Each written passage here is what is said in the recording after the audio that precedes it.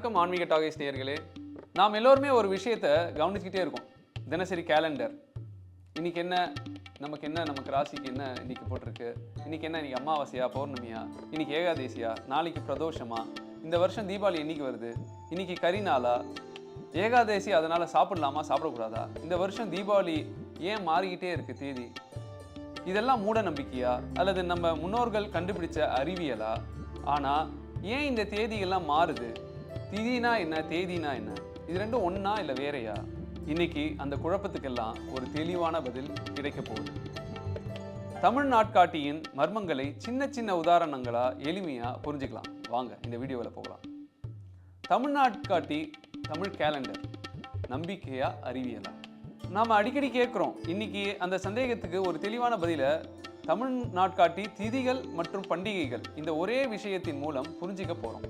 உலகத்துல 3 வகையான கேலண்டர் இருக்கு. சூரிய கேலண்டர் ஆங்கில கேலண்டர் குறிக்கக்கூடியது. சந்திர கேலண்டர் இஸ்லாமிய கேலண்டர் குறிக்கக்கூடியது. சூரிய சந்திர கேலண்டர் தமிழ் பஞ்சாங்கத்தை குறிக்கக்கூடியது. தமிழர்கள் பார்த்தீங்கன்னா ரெண்டுத்தையுமே எடுத்துக்கிறாங்க. நல்லதை எல்லா இடத்துல இருந்தும் எடுத்துக்கக்கூடிய தமிழரோட பண்பாடு. தமிழ் நாட்காட்டி பார்த்தீங்கன்னா சூரியனையும் பார்க்குது, சந்திரனையும் பார்க்குது. அதனால்தான் பருவகாலம் தப்பாது. விவசாயிகளுக்கு ரொம்ப ஏதுவான தமிழ் கேலண்டர். பண்டிகையும் அர்த்தமா மாறாம கரெக்டா அந்த நாட்கள்ல வருது. சில கோயில்கள்லாம் பார்த்தீங்கன்னா கரெக்டா சூரியன் உதயம் கரெக்டா பண்டிகை நாள்ல அந்த மூலவர் மேல கரெக்டா படும். இது ஒரு ஹைலி கால்குலேட்டட் சிஸ்டம்ங்க, சாதாரணமான விஷயம் கிடையாது. திதி உண்மையான அடிப்படை.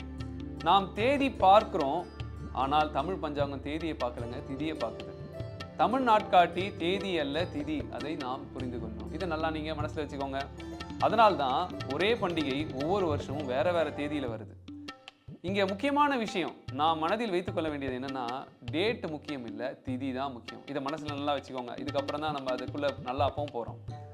திதி என்றால் என்ன? ஒரு அமாவாசையிலிருந்து இன்னொரு பௌர்ணமி வரை 14 திதிகள் இருக்குங்க. அதே போல பௌர்ணமியிலிருந்து அமாவாசை வரை மீண்டும் 14 திதிகள் இருக்கு. மொத்தம் 30 திதிகள். அதை தான் நம்ம சந்திர மாதம்னு சொல்றோம். இது என்னென்ன திதி இருக்குது அப்படின்னு பார்த்தீங்கன்னா, பிரதமை, த்விதியை, திருதியை, சதுர்த்தி, பஞ்சமி, ஷஷ்டி, சப்தமி, அஷ்டமி, நவமி, தசமி, ஏகாதசி, துவாதசி, திரையோதசி, சதுர்தசி.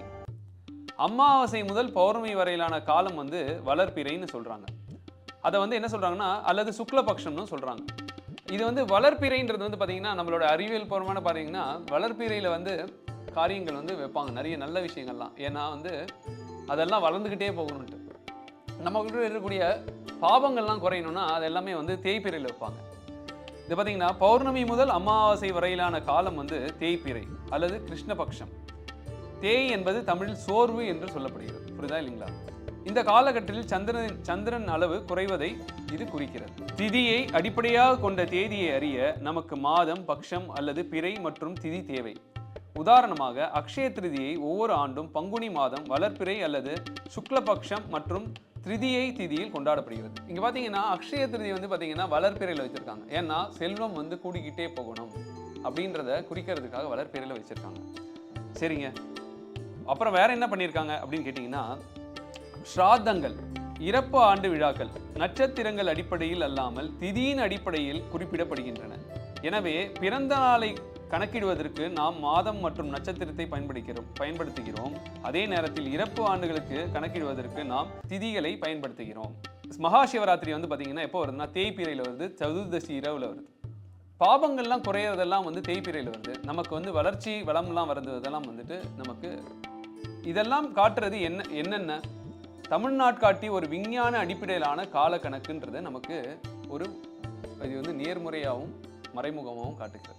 இப்போ இன்னொரு விஷயம் இதில் பார்த்துக்கிட்டிங்கன்னா, சின்ன சுவாரஸ்யங்கள் நான் உங்களுக்கு சொல்கிறேன். சங்கட சதுர்த்தி, தேய்பிறை சதுர்த்தி. சங்கடங்கள் நம்மகிட்ட அப்டக்கல்ஸ் கம்மியாகும், கூடக்கூடாது. அதனால அது தேய்பிறையில் வச்சுருக்காங்க. பிரதோஷம், திரையோதசி. பிரதோஷம் 13வது நாளில் நம்ம இது பண்ணுறோம். புரியுதா இல்லைங்களா? அதாவது அந்த நாள் 13வது நாள் சேந்திரம் நாம் அந்த இது நாம் சிவனுக்காக பண்ணுறோம். அது ஒவ்வொரு நாளில் வரும்போது ஒவ்வொரு நாள் சிறப்பு இருக்குது. பிரதோஷம், அதுக்கு அடுத்த நாள் நமக்கு சிவராத்திரி வருது. வைகுண்ட ஏகாதசி, எல்லா நாளுமே நமக்கு ஏகாதசி வருது. மார்கழியில் வருது ரொம்ப சிறப்பு. இந்த மாசத்துல 3 ஏகாதசி நமக்கு இருக்கு. இந்த வைகுண்ட மார்கழியில் வந்து நாம் செய்யக்கூடிய காரியங்கள் எல்லாம் 1000 மடங்கு பலனை தருவதனால் அந்த ஏகாதசி ரொம்ப சிறப்பாக செயல்படும். மார்கழியில் செய்யக்கூடிய வழிபாடுகளும் மற்றும் அங்கே வரக்கூடிய ஏகாதசியும் சிறப்பாக சொல்லப்படுகிறது. நவராத்திரி எப்போ வருதுன்னா மாஹல்ய அமாவாசைக்கு அடுத்த நாள் வருது நவராத்திரி. இதில் எல்லாத்துலேயுமே பார்த்தீங்கன்னா நமக்கு வந்து ஒரு ஆழமான ஒரு விஷயங்கள் நமக்கு நம்ம முன்னோர்கள் கொடுத்துட்டு போயிருக்காங்க.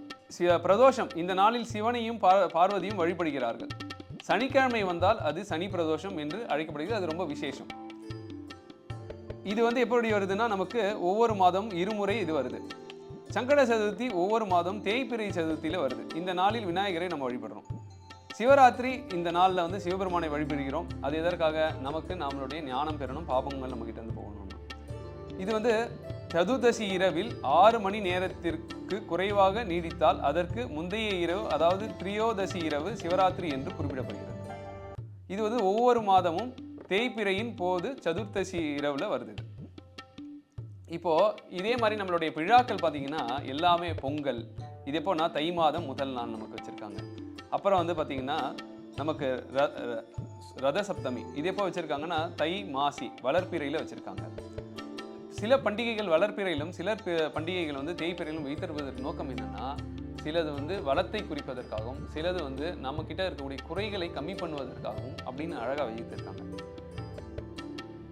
அப்போ என்ன விஷயம்னா, நம்மளுடைய நாட்காலண்டர்ன்றது வந்து சும்மா சாதாரணமாக கடந்து போகக்கூடிய ஒரு விஷயம் இல்லைங்க. அதுக்குள்ள பெரிய அறிவியல் பூர்வமான விஷயங்கள் நமக்கு இருக்கு. இதெல்லாம் நம்பிக்கை மட்டும் இல்லை, சந்திர சுழற்சி மனித மனநிலை சந்திரனுக்கும் மனசுக்கும் சம்மந்தப்பட்டிருக்குங்க. அதனால தான் ஏகாதசி அப்போ நம்ம ஈஸியாக சாப்பிடாம இருந்தோம்னா பசிக்காது. ஏன்னா கிராவிடேஷனல் புல் ஆஃப் மூன் வந்து நம்ம மேலே கம்மியாக இருக்குமா, அதனால் நமக்கு பசி இருக்காதான். அதனால் நமக்கு வந்து இது ஏகாதசி அன்னைக்கு 11வது நாள் நம்ம வந்து சாப்பிடாமல் இருக்கிறது நமக்கு ரொம்ப இதுவாக இருக்கும். அது மட்டும் இல்லாமல் மனிதனை ஆன்மீகத்தோடு எப்பயுமே சேர்த்து வைக்கணும் அப்படின்றதுனால எல்லா நாளுமே பார்த்திங்கன்னா இப்போ நமக்கு வந்து ஒவ்வொரு சஷ்டி விரதம், 6வது நாள் சஷ்டி விரதம் இருக்குது. அதுக்கப்புறம் பார்த்தீங்கன்னா சங்கட சதுர்த்தி இருக்குது, சிவராத்திரி இருக்குது, பிரதோஷம் இருக்குது, ஏகாதசி இருக்குது. இதெல்லாமே ஒரு 14 நாளுக்குள்ள அமாவாசை இருக்குது, பௌர்ணமி இருக்குது. மனிதனை இறை தத்துவத்தோட லயம் பண்ணணும், இயற்கையோடு அவனை கலக்கணும். இயற்கைக்கும் ஆன்மீகமும் வேறு வேறு கிடையாது அப்படின்றத மனிதனுக்கு சொல்லாமல் சொல்லி கொடுக்குறதாங்க நம்ம தமிழ் கேலண்டர். அதனால் இரண்டையும் கணக்கில், சந்திர சுழற்சி மனித மனநிலை இரண்டையும் கணக்கில் எடுத்து ஒரு அமைப்பு தான் நம்மளுடைய கேலண்டர். இதில் வந்து அது மட்டும் இல்லாமல் சூரியனுடைய மேலே இருக்கக்கூடிய தாக்கத்தையும் நாம் எடுத்துக்கிறோம்.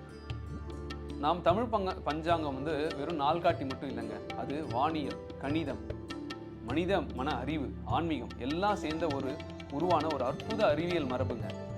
அடுத்த முறை நீங்கள் வந்து ஒரு கேலண்டரை திறந்து பார்க்கும்போது நீங்கள் அதை வந்து ஒரு அறிவியல் பூர்வமாக தான் நீங்கள் பார்க்கணும். அதை வந்து சும்மா ஒரு பேப்பரை கிழிச்சு போடுற மாதிரி கிழிச்சு போடக்கூடாது. ஏன் எதற்கு தெரிஞ்சுக்கிட்டிங்கன்னா வாழ்க்கை சுவாரஸ்யம் தாங்க. நம்ம அறிவோடு வாழ்ந்தால் எல்லா விஷயங்களுக்கும் அர்த்தம் இருக்குது, புரிதல் இருக்குங்க. நம்ம பெரியவங்க சும்மா கொடுத்துட்டு போல. இந்த மாதிரி விஷயங்களை நாம் மேலும் தெரிஞ்சுக்கலாம் ஆன்மீக ரகசியங்களில். நன்றி, வணக்கம்.